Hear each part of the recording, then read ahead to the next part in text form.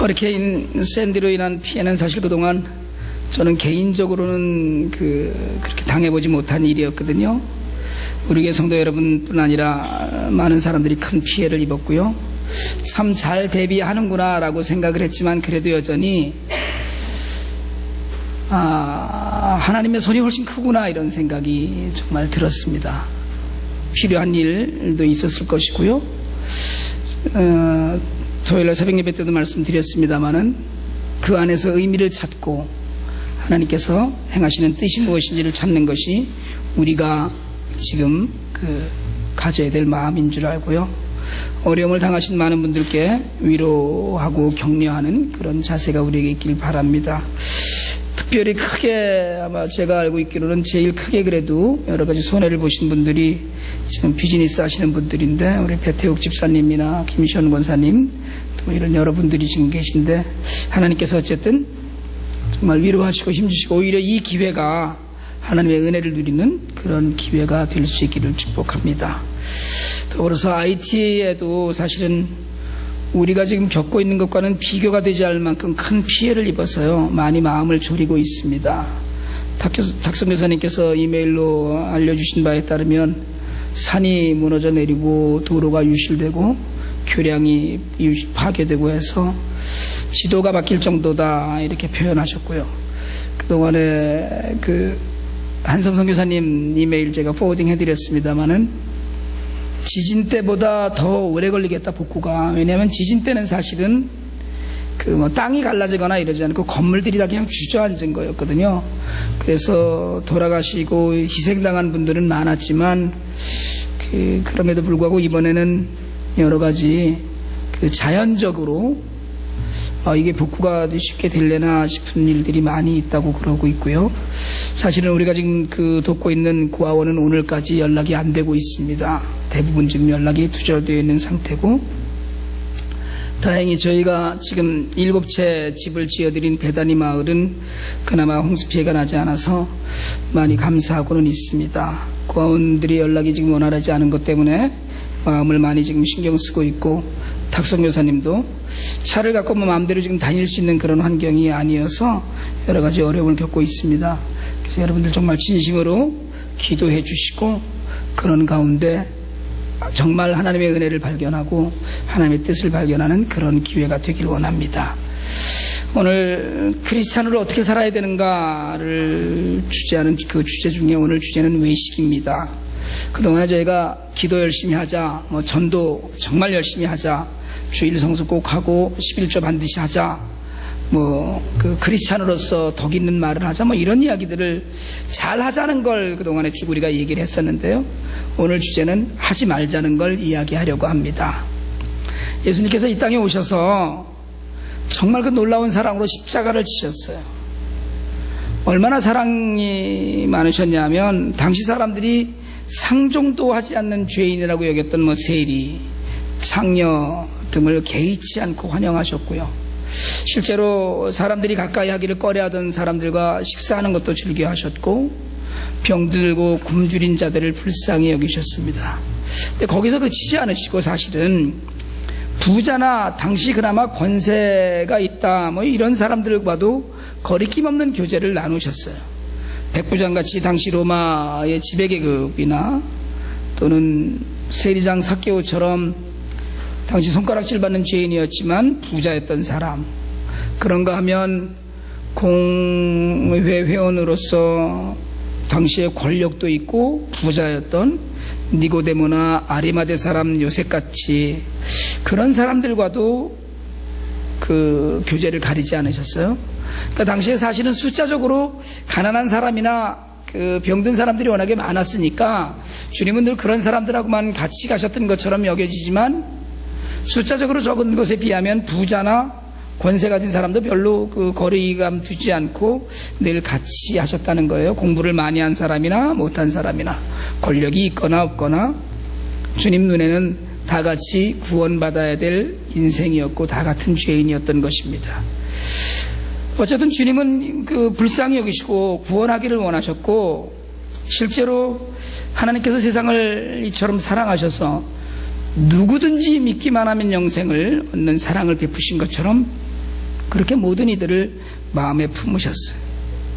그런데 그 주님이 그렇게 성격도 좋으시고 인품도 괜찮고 사랑과 자비도 많으셔서 모든 것을 품으시는 주님이 유독 정말 못마땅해 하고 상종하기를 원치 않으셨고, 심지어는 주님이 욕을 해댄 상대가 있었는데 그들이 바리새인이라고 하는 종교인들이셨어요.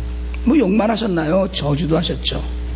그러니까 마태복음 23장 33절 같은 데서는 주님이 바리새인들을 향하여서 뱀들아 독사의 새끼들아 뭐 이렇게 얘기를 하시거든요.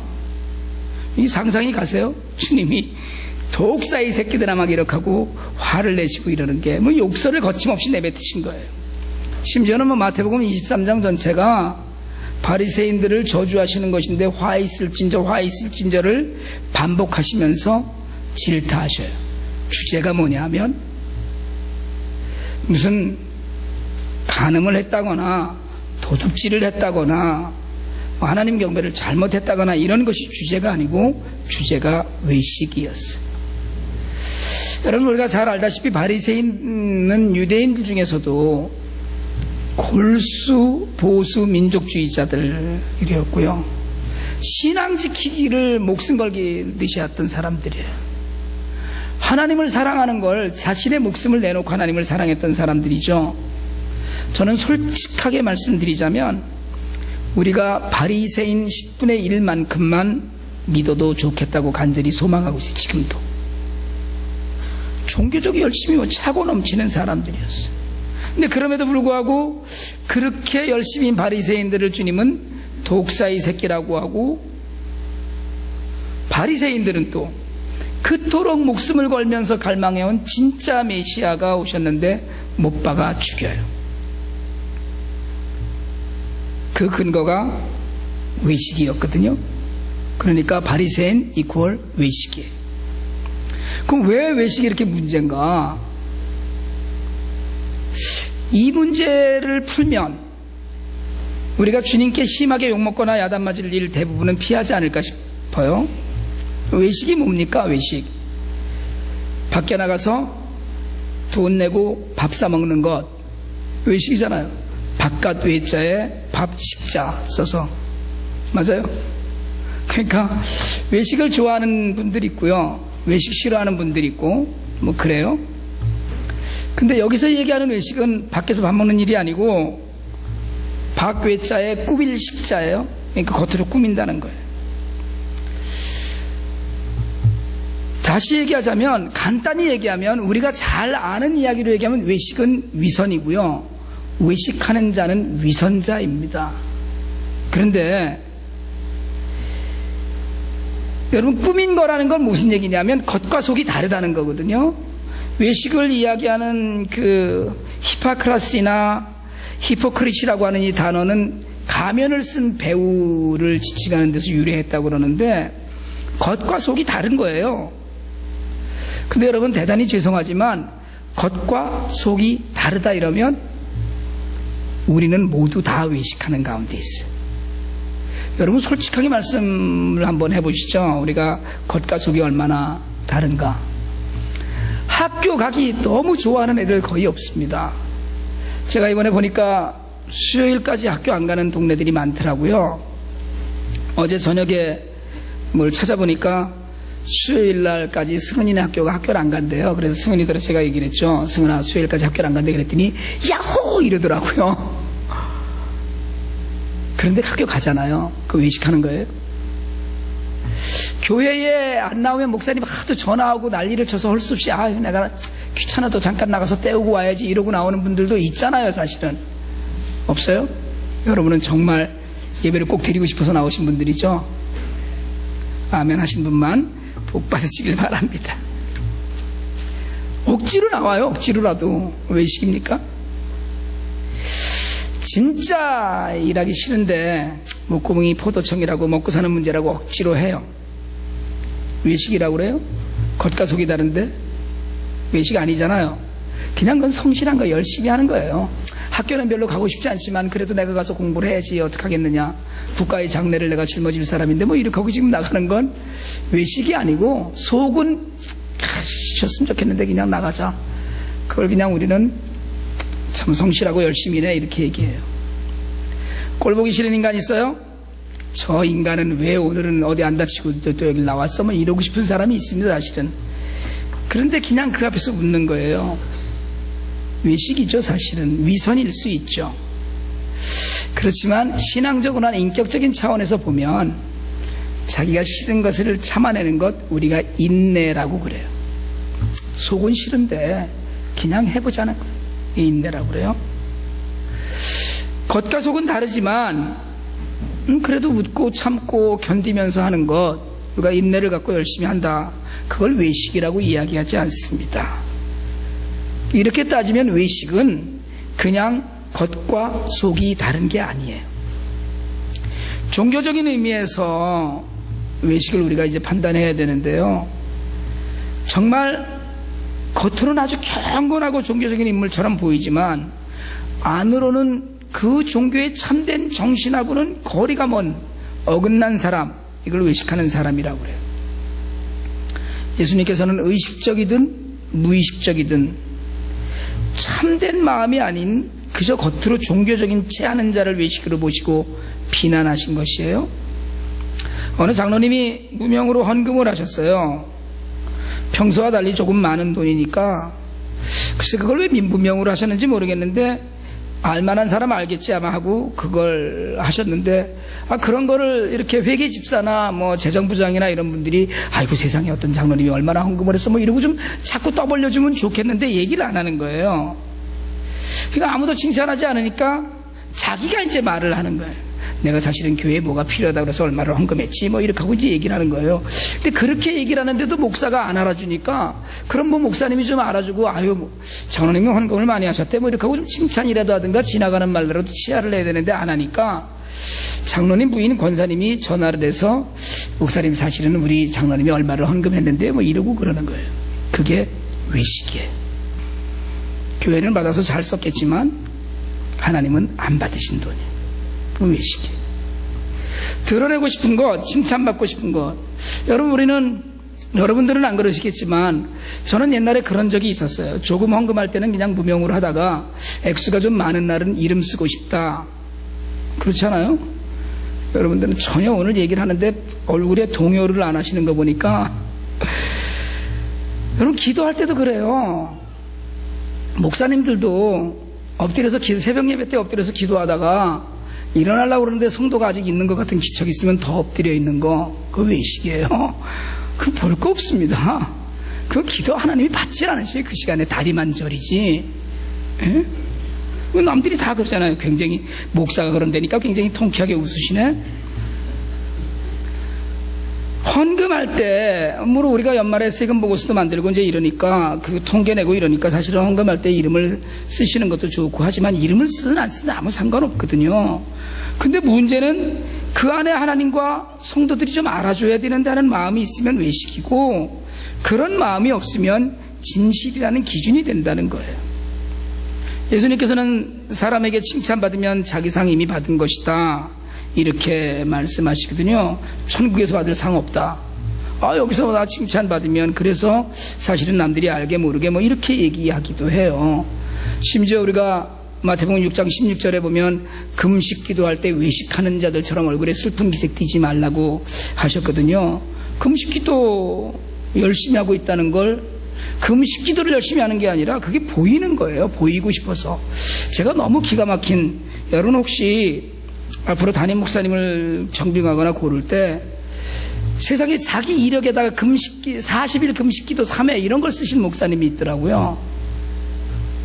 기가 막혀갖고 혹시 앞으로 목사님 담임 목사님을 모시거나 어떤 목사님을 만났을 때 40일 금식기도 몇 회 뭐 이런 걸 이력에 쓰는 목사님은 당장 떠나세요. 외식하는 목사님이라서 능력 없습니다. 소용없는 거예요.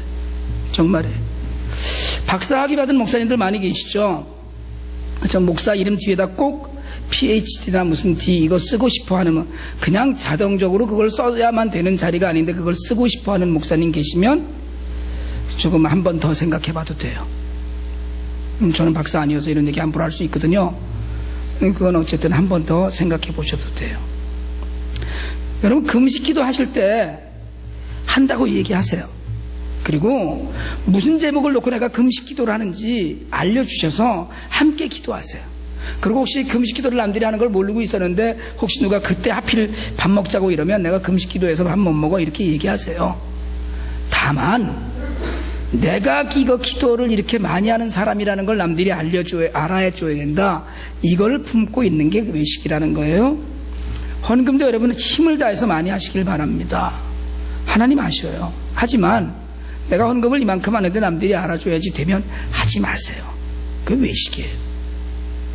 하기는 하되 진실로 하나님을 생각하면서 하는 것을 원하시지 사람에게 보이려고 내 마음 안에 있는 거, 그건 외식이거든요.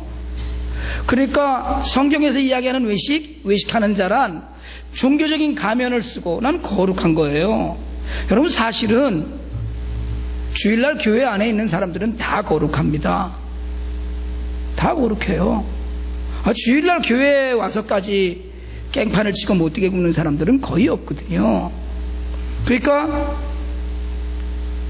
그걸 종교적인 가르침을 따르지 않는 사람들이 그 안에 많이 있는 거예요. 그러니까 성경은 정직하라 이거예요.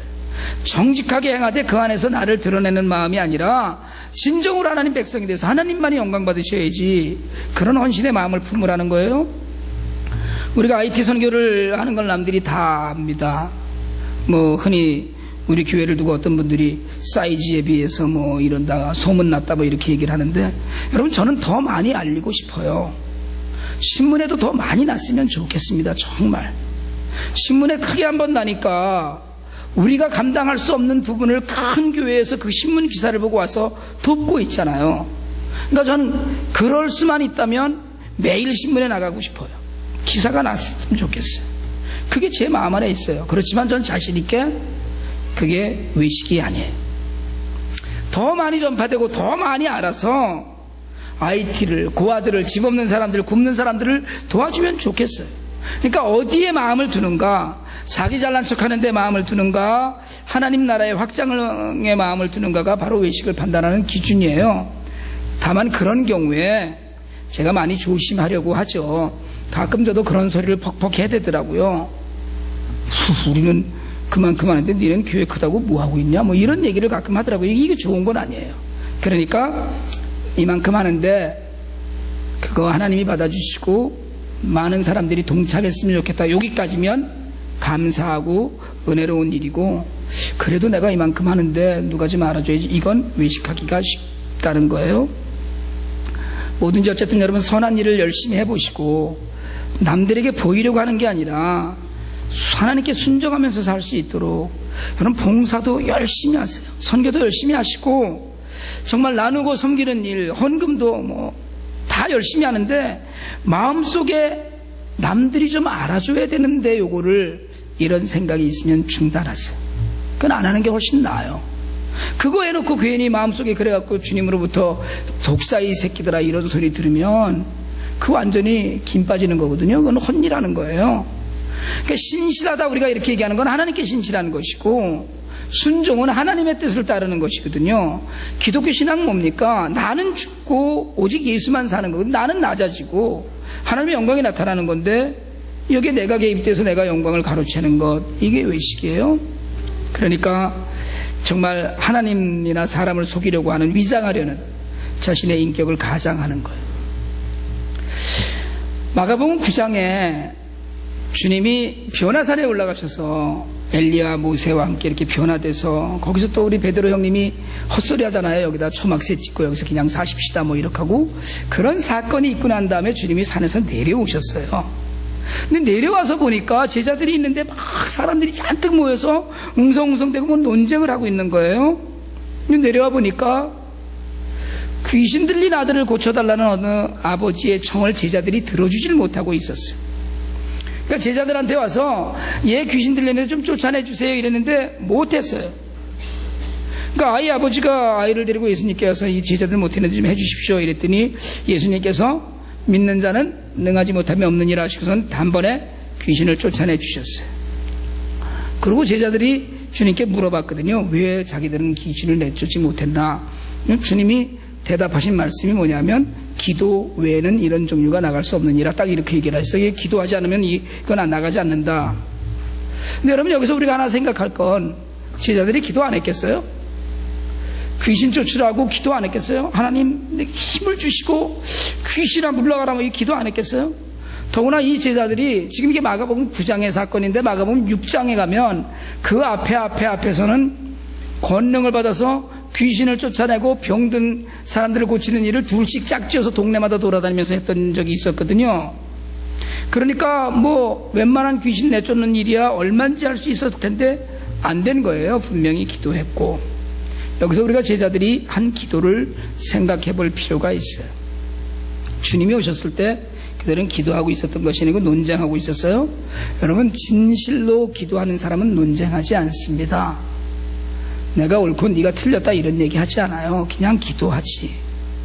그러니까 제자들은 기도를 통해서 예수님도 안 계신 마당에 귀신을 쫓아내고 자신들도 예수님 다음 가는 지위나 능력을 과시하고 싶어 했어요. 외식하는 기도예요.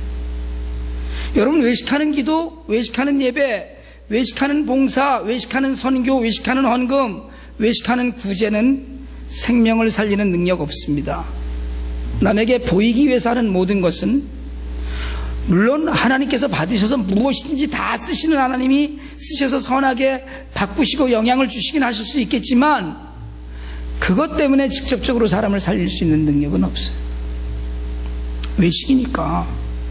진실한 기도는 하나님 나는 할 수 없습니다. 하나님께서 주인 되시고 왕이 되어 주셔서 다 해주시지 않으면 나는 안 됩니다라는 고백이 있어야지 이걸 빨리 내가 쫓아내고 내가 자리에 높은 자리에 앉아야 되는데 이건 끝이라는 거예요. 그러니까 기도할 일이 있을 때 남에게 보이려고 하지 말아야 돼요.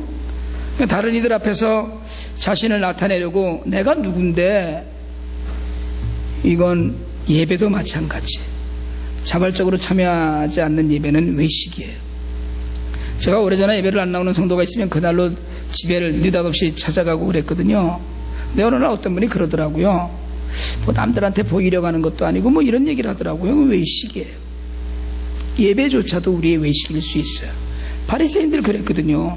회당에 서서 기도하기를 좋아하고 랍비라 칭함을 받기를 좋아했다.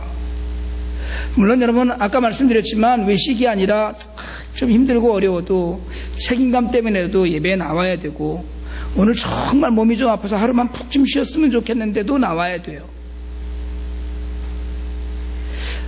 하루 좀 쉬었으면 그래도 나와야 돼요.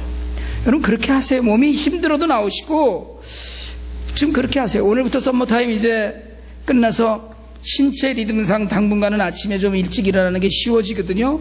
왜냐하면 오늘 아침에 만약에 7시에 일어났다 그러면 어제까지 얘기하면 8시에 일어난 거니까 1시간 더 자는 폭이 되니까 어쨌든 신체 리듬상 일어나기 쉬워져요. 그러면 여러분 힘들어도 좀 참고 새벽 예배도 나오세요. 기도할 일이 얼마나 많은데요. 기도하세요. 여러분 속은 싫은데 그래도 해야 되는 것은 그건 인내이지 외식은 아니라는 거예요. 남에게 보이려고, 하나님께 보이려고 하는 게 아니고 남들이 봐줘야 하는 데가 아니고 마음이, 그건 외식이 아니라는 거예요. 외식이 아닌 진심을 갖고 예배의 자리, 기도의 자리에서 하나님 만나기를 원하셔요. 또 하나 우리가 외식을 생각하면서 이야기해야 될 건 누군가보다 자신이 낫다고 여기고 싶어하는 것, 이게 외식이에요. 바리새인은 서서 하늘을 우러러 기도하면서 한 구석에서 가슴을 치고 기도하고 있는 세리를 향해서 나는 저 세리와도 같지 아니하고 이러고 기도했어요. 남을 비평하고 평가하고 판단하면서 내가 스스로 경건한 사람으로 여겼어요. 이게 외식이에요. 남을 자신과 비교하고 비판하고 비난하는 것, 예수님 그런 사람들 가르쳐서 회칠한 무덤과도 같다. 아무것도 나가지 못해갖고 통풍되지 않아서 그 안에서 썩어버린, 영적으로 썩어버린 냄새나는 것과 다르지 않다고 이야기하셔요. 여러분, 그리스도인은 무엇을 했는가가 중요하지 않습니다. 어떤 사람인가가 중요해요. 선교를 많이 했나? 전도를 많이 했나? 귀하죠. 헌금 많이 했나? 얼마나 귀해요. 봉사 많이 했나? 예배를, 찬양을 우리가 얼마나 많이 했나, 이게 얼마나 좋습니까? 그렇지만 그거 하나도 중요하지 않아요. 어떤 사람인가? 그거 해놓고 생색이나 내려고 하는 사람인가? 아무리 예배 열심히고 봉사현실적이고 가난한 자들을 돕는 일에 힘을 다하고 정말 IT 고아들을 먹이고 해도 나를 드러내려는 유치한 인격을 지니고 있다면 그 모든 것이 그냥 외식의 범주에 한 번에 들고 말아요. 주님이 싫어하신 외식은 마음에 새기고, 여러분, 우린 그 외식의 허울을 쓰지 않고 살게 되기를 원합니다. 늘 묵상하는 가운데 순종하고 나는 죽었습니다 고백하는 그 신앙만이 외식을 끝낼 수 있어요. 굳이 외식의 반대말을 들자면 겸손이고 낮아짐이고 하나님 앞에 나는 아무것도 아니라는 고백입니다. 말씀 계속 드렸지만 봉사도 많이 하세요. 헌금도 힘에 지나도록 하세요. 11조도 반드시 하세요. 정말 구제도 정말 마음속에 눈물을 품고 하세요. 선교에 목숨을 거십시오. 교회와 여러분의 존재의 이유예요. 하지만 그 모든 것에 진실을 담고 남들이 보아주고 알아주었으면 좋겠다는 마음만은 내려놓으세요. 오늘 우리 성찬식을 하거든요. 성찬을 늘 일주일 이전에 광고하는 이유는 성찬이 주님의 몸을 먹고 피를 마시는 의미를 갖기 때문에, 이 성찬을 통해서 한 번 더 주님과 내가 같아집니다, 내가 주님과 한 몸입니다라는 걸 고백하길 원하는 거예요. 그걸 간절히 원하기 때문이에요. 정말 주님과 한 몸으로 사는 사람은 안팎을 같이 치장해야 돼요. 나는 아니라는 자기 부인으로 자신의 인격을 성숙하게 해야 되고요. 주님과 하나 되어서 주님의 마음을 품을 수 있어야 돼요.